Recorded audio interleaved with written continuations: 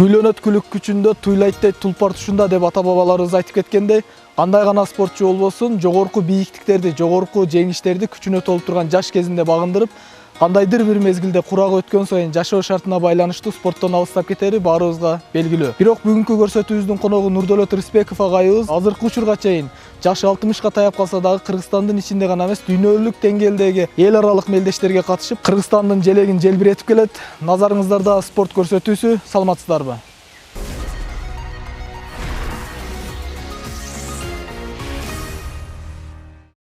Урматтуу телекөрүүчүлөр, биз азыр бир канча жолку эл аралык мелдештердин жеңүүчүсү, Мрамор кубогунун жеңүүчүсү жана ошондой эле дүйнөнүн 2 жолку чемпиону Нурдөлөт агабыз менен маек куруп көрсөк, экрандан алыстабаңыздар.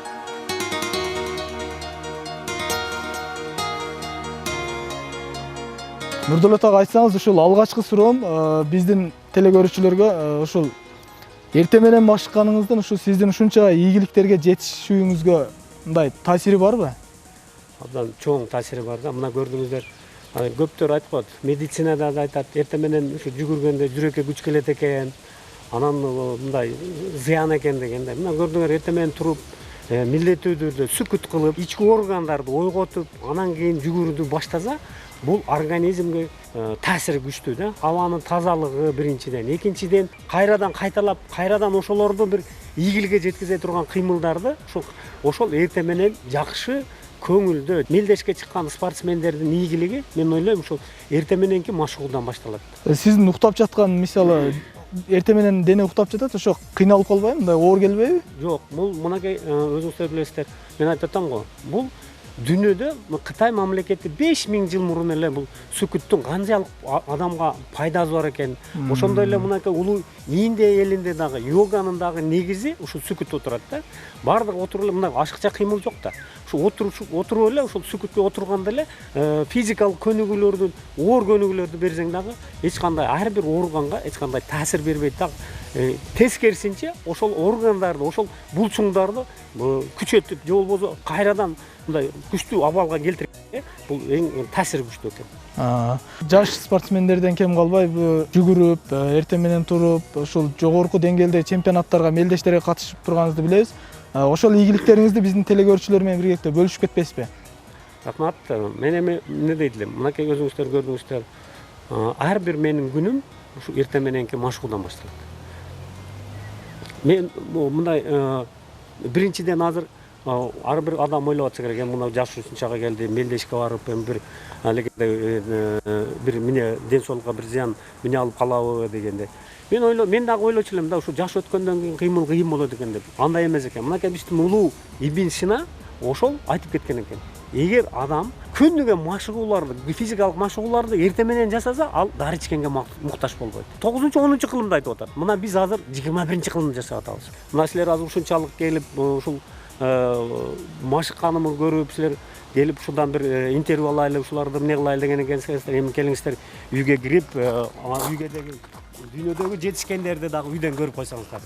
Урматтуу телекөрүүчүлөр, биздин Нурдөлөт агабыз азыр ушул кадимки нормадан да ашырып 20-ны тартынат экен турникке. Анда эмесе күбө болсок.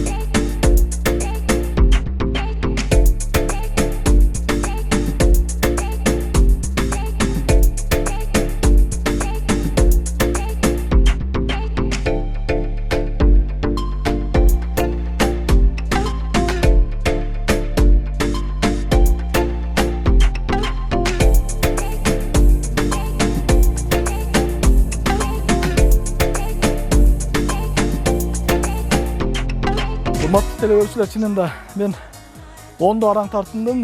Нурдөлөт агабызга Балидейиз.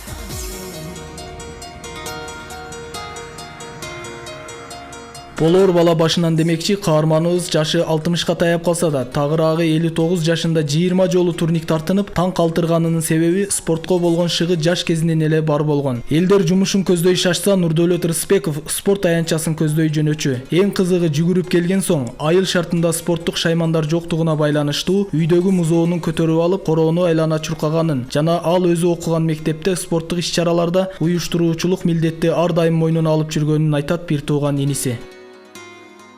Мектепте окуп жүргөндө эле бунун спортко болгон шыгы аябай күчтүү эле. Окуп жүргөндө биз мектептин алдында жашачубуз. Ошол жерде эртең менен бардык элдер жумушка шашылганда бул мектептин стадионуна карап чуркап, ошол жака карап шашылып, эртең менен физзарядка кылганга шашылчу эле да. Ал убакта тренажерный зал деген деле болгон эмес. Эртең менен чуркап келип, үйдөгү жаңы туулган торпокту көтөрүп короону айланып чуркачу эле. Ошол убакта эле мектептеги ар бир спорттун иштери Нурдөлөтсүз өтпөчү эле. Райондук спартакиадаларга ар дайым катышып турчу эле.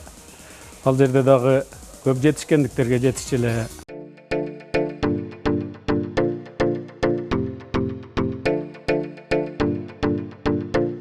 Спортчуга кээ бир учурда дем берүүчү себептер болуп турат. Нурдөлөт Рыспеков да дал ошондой учурларга кездешкен учурлары көп болгон. Айта турган болсок, Афина өлкөсүндө болгон мелдеште каратедонун ыкмаларын 84 жаштагы Венесуэла өлкөсүнөн келген кемпир чеберчилик менен көрсөткөнү жана каратедонун көптөгөн бөлүктөрүн, эрежелерин ойлоп тапкан Фунакоси Кычиндин окуучусу менен жолуккан соң, каарманыбыздын каратеге болгон шыктануусу күчөп, машыгуусун күчтөнткөн. Ийгиликтин сыры бир гана нерсе экенин, аракет кылса берекет болоорун айтат спортчу.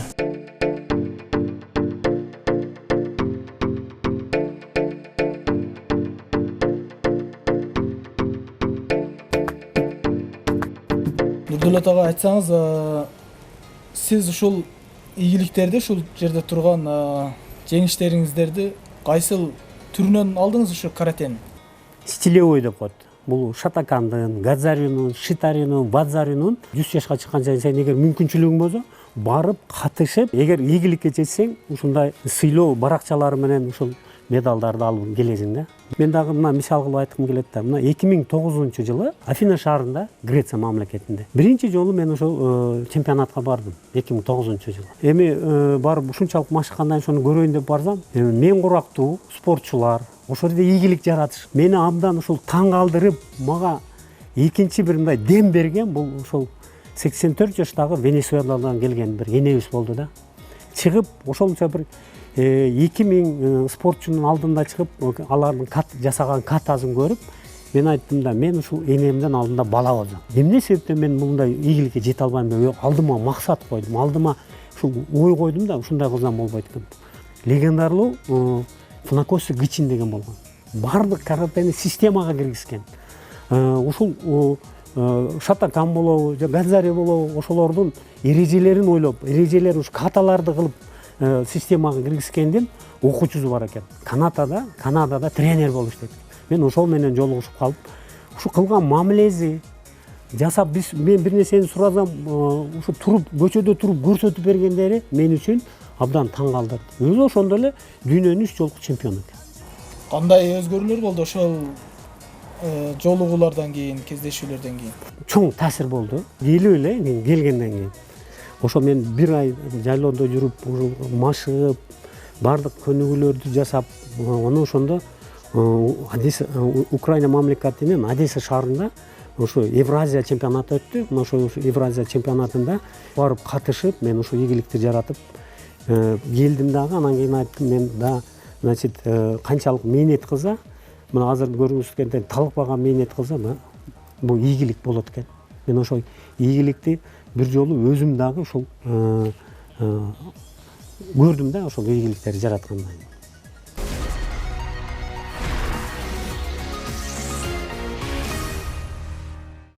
Мастерлар арасында болгон мелдеште мен биринчи жолу ошо 2010-жылы ушул Кыргызстан чемпиону болуп, ошо Шатакан боюнча ошондо биринчи баягы чемпиондукту багындырдым. Кийин андан кийинки дагы эң баягы жогорку пробадагы өзүңөр билесиздер, алтын медаль, кийин бул 2014 жылы Косово мамлекетинин Приштина шаарында болгон. Бул дагы алтын медаль. Ошондо биринчи жолу мен дүйнөнүн чемпиону болдум. 42 мамлекет катышты. 42 менен эле ошол курагымдагылардан бир 7-8 болду. Бир 2 круг айланып, 3-чү кругтан ошол румун балбаны менен түшүп, ошону утуп мен ошо ийгиликти жараттым да. Кыскача жооп берип кетсеңиз, мына спортчулар ар дайым мына медицинанын көзөмөлүндө болсо бир аз жакшыраак болсо керек, менин оюмча. Спорттук фармакология деген бар. Бул деген эмне деген? Мына азыр көрдүңөр, мен баягы ошончолук бир 2 чакырымдагы бийиктик болсо дагы кадимки жылдамдыктагы жүгүргөн менен эмне болду да. Бул деген сөз, эгер ошол спорт фармакологиясы ошол спортсменен айкалышпаса, ошол дарыгердин көзөмөлүндө болбосо, ар бир жегени эмне кылбаса, ал бир жолу жаратышы мүмкүн, ал мындай жөнөкөй эле бир ийгилик болуп калат. 2 жолу жаратып, 3 жолу жаратканда уже ал айтат да, бул уже өзүнүн баягы суутулган аттай да. Ошо өзүн бир калыпта кармап, өзүн ошол медициналык көзөмөлдө болуп, жеген тамагы көзөмөлдө болгондо, ал дайыма ийгиликке жетет. Бүгүн дагы мынакей азыр убакыт болуп калды. Азыр менин ошол биринчи пар сабагым бар. Силер да барып, ошол сабакты дагы өзүңөр катышып көрүп кетсеңер болот да. Мен дагы аерге болгон студенттерге берген билимимдин дагы бир өзүңөр күбө болуп.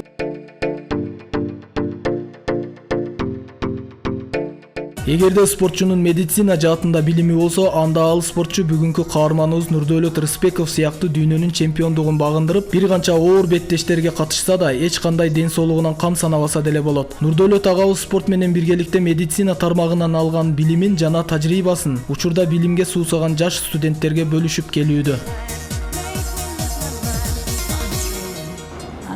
Биз 2 жылдан бери окуп келебиз колунда. 2 жылдан бери агай дүйнөгө таанылган 2 жолу карате боюнча чемпион болду. Андан сырткары келип бизге сабак берет, өзүнүн билимини колунан келишинче ошол окуучуларга, студенттерге берүүгө аракет кылат. Сабак берүү жөндөмдүүлүгү бизге аябай жагат. Агайыбызды сыйлайбыз ар качан. Агайыбыз ар дайым чемпионатка кеткенде агайыбыздын жеңиш менен келишин күтөбүз. Агайыбыз жеңиш менен келгенде биз дагы кошулуп кубанабыз. Агайга чоң ийгиликтер каалайбыз. Көбүнчө булар майстар дерматология болуп колдонулуп, алардын ар бирине врачтын жазганына карап туруп, проктологияга, гинекологияга, дерматологияга болуп алар бөлүнөт экен. Ошондой эле алардын ар бир өзүнө коюла турган жерине карап туруп. Мисалга, көзгө коюла турган көздүн майзы, же болбосо кулакка, же мурунга, ушулар болуп дагы булар дагы өзүнө карап бөлүнөт экен. Нурдөөлөт Ташкент формациясын бүтүп келген. Ошол убакта андан келип, андан кийин армияда кызмат кылып келди, советтик армияда. Андан кийин ушул келип жетекчилик иштерди иштеп, жетекчилик иштеп бул Кыргызстандын спортко кызыкканы, үй бүлөнү алай жүргөнү, анын үстүнөн ушул жетекчилик ишти калтырбастан ушул спортту дагы үшөө бир алып жүргөн эр жигиттердин бири деп эсептейм да. Өзүнүн аркасынан канча жаштарды тарбиялады, бир эле формацияда эмес, өзүңөр билгендей сыйлыктарды алып келди, өзү 2 жолу чемпион болуп келди.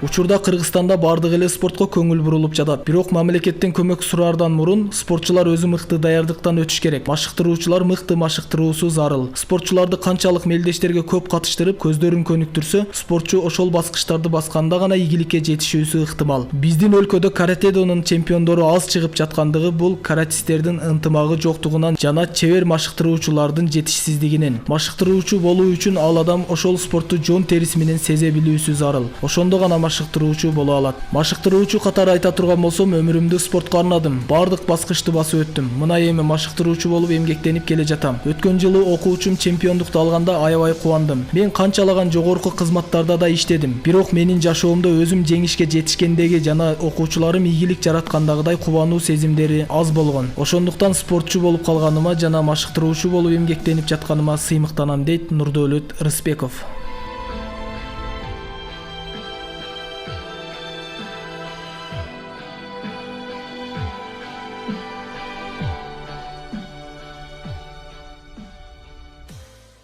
Урматтуу телекөрүүчүлөр, биз азыр ушул Нурдөлөт агабыздын машыккан жана машыктырган спорт залында турабыз.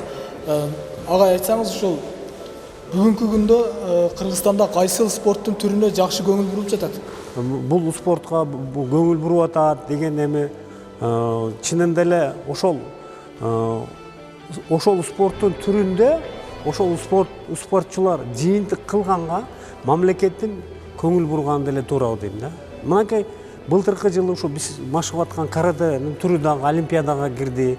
Бирок мамлекет деле мынакей бул олимпиадага кирди, мына силер эмне кылышыңар керек деп туруп эч убакта бир алгенде эмне кыла бербейт экен да. Ушу мелдештерге барып, жыйынтыкты көрсөтүп, биз ушул спортчудан да ушу үмүт кылып, ушул эртең эл аралык мелдештерде, эртең дүйнөлүк чемпионаттарда, ушул олимпиадада, Азия оюндарында ушу жыйынтык алып келелик десе, мамлекет ошону көңүл буруп ошогочу спортчуларды канчалык баягы дүйнөлүк деңгээлдеги мелдештерге алып чыгып, канчалык алардын көзүн каныктырып, мелдешке көзүн каныктырмайынча булар өзүнө өзү ишенбөөчүлүк болуп турат экен да.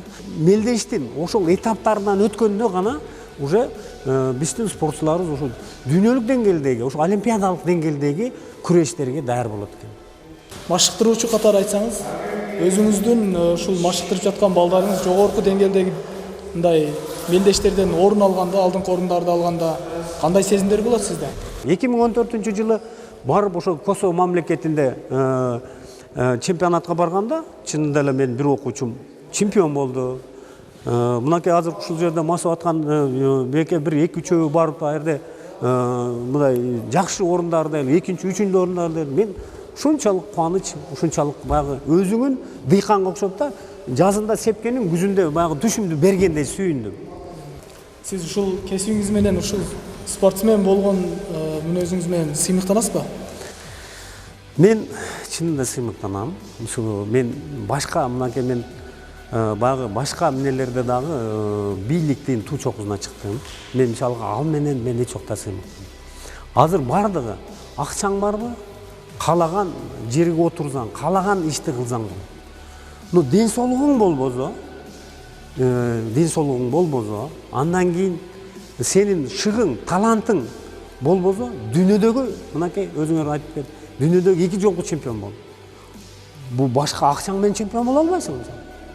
Сенин талыкпаган эмгегиң менен, ден соолугуң чың болуп турса, анан ушул ийгиликке жетесиң. Урматтуу телекөрүүчүлөр, эгерде 6 саныбыз аман болсо, спорт менен машыкпай коюуга эч кандай бир курагыбыз же болбосо эч кандай бир шылтоо тоскоол болбойт экен. Нурдөлөт ага сизге чоң рахмат. Урматтуу телекөрүүчүлөр, бүгүнкү биздин көрсөтүүбүз ушуну менен соңуна чыгат. Кийинки эфирден жолугушканча.